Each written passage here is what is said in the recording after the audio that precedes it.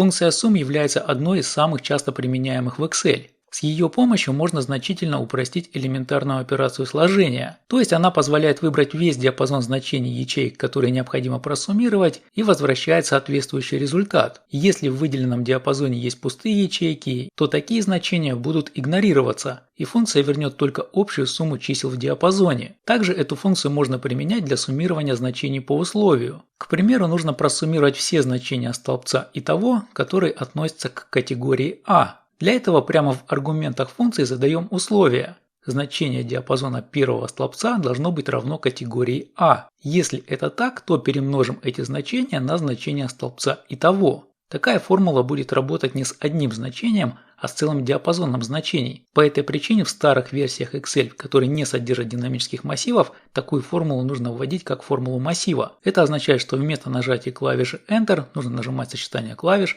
Ctrl-Shift-Enter.